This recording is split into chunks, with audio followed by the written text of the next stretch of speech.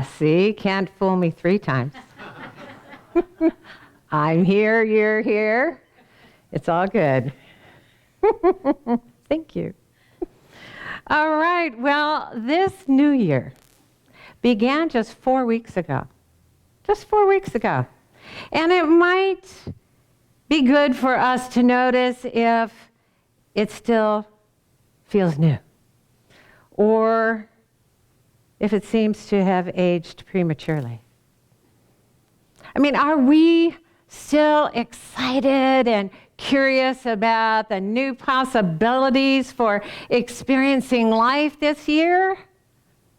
Or have the same old thoughts and the same old ways of doing things taken the shine off, the symbolic newness? Now, as you know, our theme for this amazing time in our earth life is it's 2023, I'm free, free, free. And even though that remains true every year, no matter what the date, unless we intentionally remind ourselves that we are free to be ourselves right now, without worldly restrictions that really don't apply to us spiritually. If we don't remind ourselves, we might let all of the supposed to and not supposed to, and all the should do's and shouldn't do's invented by this world, keep our self-expression limited and small through our agreement to go with the world rather than going with the flow. Now, as mentioned a minute ago, the title of our talk this morning is KISS. Keep it spiritually simple. The most simple way for us to live our life, to live each moment with spiritual awareness that brings joy and health and peace of mind every day, is simply to know this one thing: God is all there is. To you, to me, to all that be. And God is love. When Jesus was asked about the greatest spiritual law, he said, love the Lord your God with all your heart and with all your soul and with all your power and with all your mind. This is the first and greatest commandment. And the second is like it. Love your neighbor as yourself. No other commandment is greater than these. There aren't a lot of complex rules for living a spiritual life. We're simply directed to love. We're free to think this or that and say this or that and do this or that. And all that is required of us is that we love while we're thinking it and while we're saying it and while we're doing it. We can spend a lifetime or many lifetimes reading about the meaning of life. And we can get really good at quoting those beings that we are pretty sure have found it. Or we can simply give meaning to our own life and the moments within it by being the love that we are. Wherever we are, no matter who shows up for us to love, even if it's ourselves. Love sets us free, free, free to be more of the one we're created to be. More of the one we are now. Love. It sets us free to accept each other as an expression of the one love that's all there is. The one love we share no matter what appears to be. In our focus this year, we are focusing on our spiritual freedom. And in doing that, we have been talking a lot this month about the present moment, as if there were nothing else to talk about, as if there was nothing else, as if the present moment were all there is, because it is. We're turning our attention there, or we're actually focusing right here in this present moment, because it's the only place where life is happening. It's the timeless time and the spaceless space in which we can love with all our heart and soul and power and mind. Where we can share the love that we are with each other and experience love together. When the poet Rumi talked of love and wrote of love, he wrote, "Pure love offers us clemency from every previous thought we entertained that we want to change now, because it holds no record of wrongs." The present moment is pure love, untouched by anything that has occurred in this world at any time. And when we're in the present moment, so are we. We experience forgiveness of ourselves and others in the present moment because it doesn't contain the past.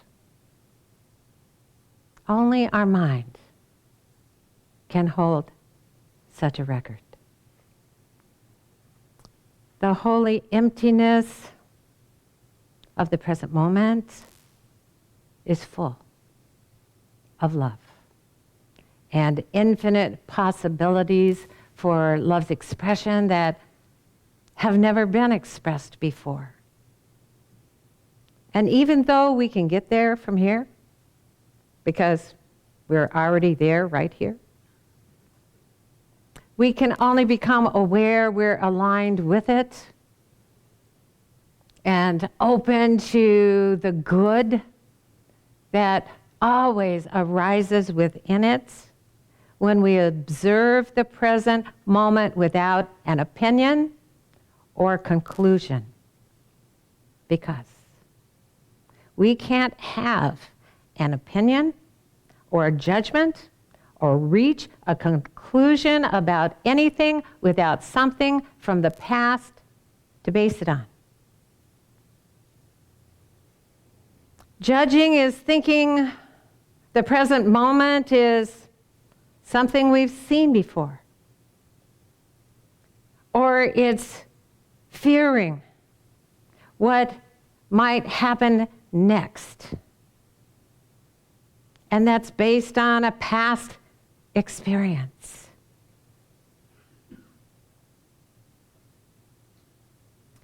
It closes us down to new possibilities. Judging requires a past thought. We're deciding to hold on to that the flow of life has already moved on from. There's a wonderful book that maybe many of us here have read titled Wherever You Go, There You Are. And it was written in 1994 by Jon Kabat-Zinn. And he was at that time an American professor of medicine who created the Stress Reduction Clinic and the Center for Mindfulness in Medicine, Healthcare, and Society at the University of Massachusetts Medical School. He defined mindfulness as awareness that arises through paying attention on purpose in the present moment, non-judgmentally. And he called it a radical act of sanity. His research proved that mindfulness can help relieve stress, treat heart disease, lower blood pressure, reduce chronic pain, improve sleep, and alleviate gastrointestinal difficulties. Don't want any of those, right? I mean, there's a whole lot of power in the now. There's a whole lot of power right now. And that's just our physical body. I mean, the present moment offers health and peace of mind and a sense of well-being because it doesn't carry a record of the past to painfully regret or a fated future to stress out about or lose sleep over. Like a new year, like a new day, the present moment is new. It's never happened before. It holds nothing we no longer need, and yet it holds everything we could possibly want. It's full of new possibilities between what was and what might appear next. No matter where we've been, no matter where we're going, here we are, right now. I mean, whatever has happened has already happened. I mean, we thought about coming to LEC this morning, or we thought about watching it live stream, and here we are. Whatever we're thinking about right now, that's what's on our mind. And whatever we wind up doing next, that'll be what we have wound up doing. It's really that simple. But one of the conundrums of this human experience is that no matter how much we want things to be different, no matter how hard we try to forget about this self that we believe is shaped and molded by our past, there's just no getting away from who we believe we are, wherever we are. I mean, we can go on vacation, and there we are. We can win the lottery, and there we are. We can move across town, or we can move across the ocean, and there we are.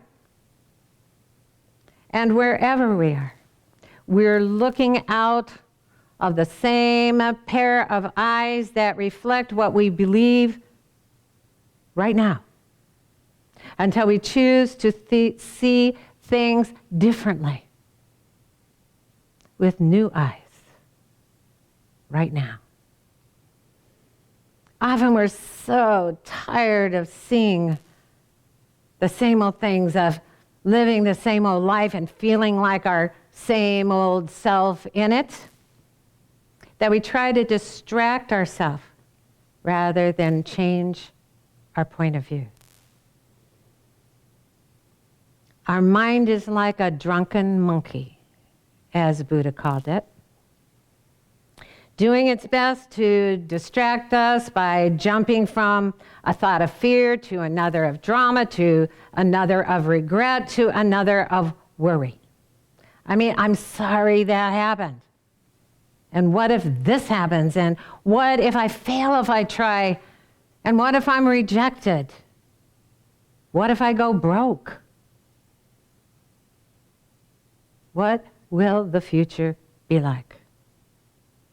And when we wonder about those things and we worry about those things, we're pretty sure that we need a psychic to help us out. So it'll just remove all the guesswork.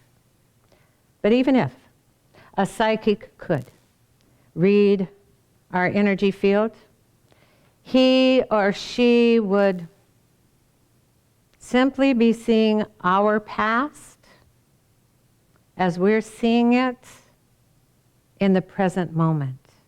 as images in our memory that we carry with us now. In the book of 2 Corinthians, we read, "Behold, now is the accepted time. Now is the day of salvation." Now is the only time we have to choose to change the direction of our life. To choose thoughts that cause us to feel joy and freedom now, that will attract joy to us as our life unfolds. A psychic who predicts a future for us has no way of knowing what changes we might decide to make in any moment. I mean, we hardly ever do. But when we do, that decision will change our life and the direction we're heading. The only thing that keeps our moments from feeling new, the only thing that keeps us feeling like we've been around the block more than a few times, are thoughts from the past that muck up our view of the new in us and around us. If we want to be someone we want to go on vacation with, or spend our winnings with, or move somewhere with, or stay right where we are with, we need to see ourselves with new eyes, so we'll enjoy our company. That newness can only come from the holy view within us. A Course in Miracles tells us, listen and learn, and do not judge. It is to God you turn to hear what you should do.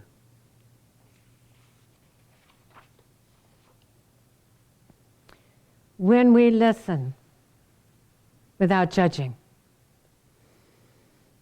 without an opinion of what we should hear, or if we're worthy enough to hear anything at all, we're able to hear soft and clear the voice of our true self, the one that knows, speaking to us of the love that is, of the love we are, of the love that is right where we are. And since wherever we go, there we are, love must be there too, no matter where we are. If we find it difficult to love ourselves or someone else in any moment, it's because we're not keeping it simple and simply loving love. Loving to love. Loving to be love. With all our heart and all our soul and all our power and all our mind. If we find it difficult to forgive ourselves or someone else because we just can't let go, it's because we're trying to forgive with the ego that's not capable of forgetting past mistakes or any of the past, because it's the one that holds on to records of wrong. The love within us doesn't do that. And because the ego believes that it is separate from everyone else, it can't love anyone else as itself.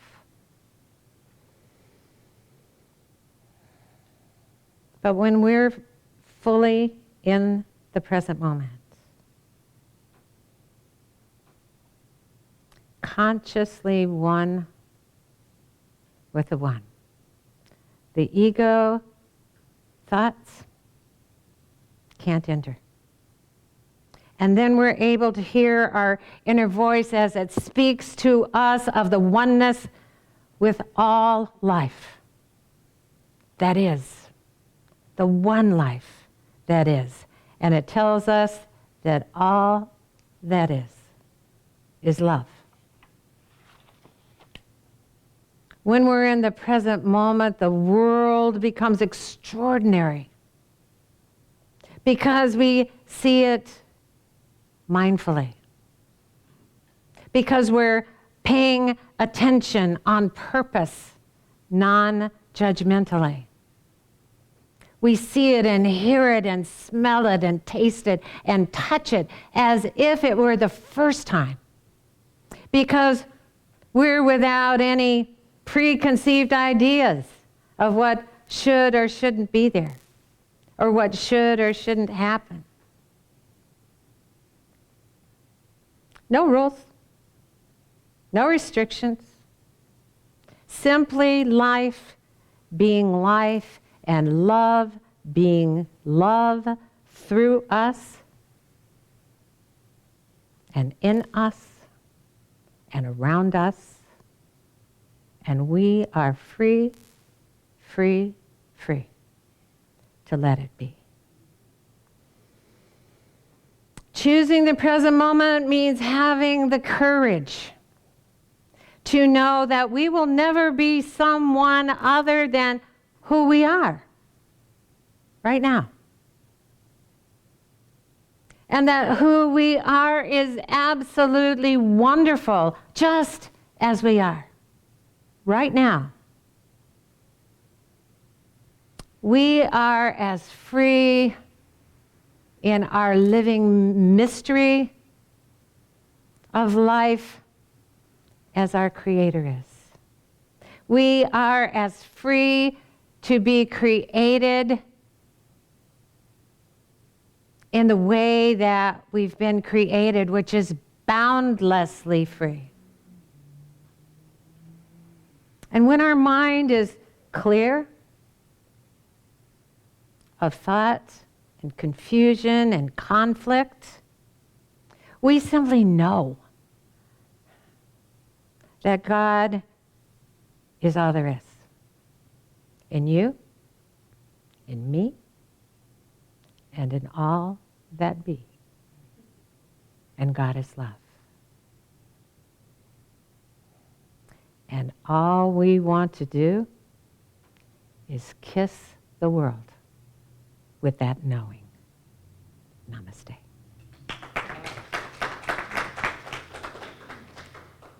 All right. Well, this is the time of our service when we say thank you. Thank you for being here. Thank you for showing up. Thank you for bringing your living energy, your special expression of life to this place and this space. Thank you for showing up live stream. We feel you. We're all in this together. And we're all one life. So thank you for being here. And if you show up in the middle of the week, well, it'll be now. So no problem. And if you heard something today that fed your soul, if you heard something today that you feel grateful for, something you think you'll use, and you're wondering, how in the heck can I hear more of this? Our treasurer, Jamie Phillips, can tell you how you can support us financially.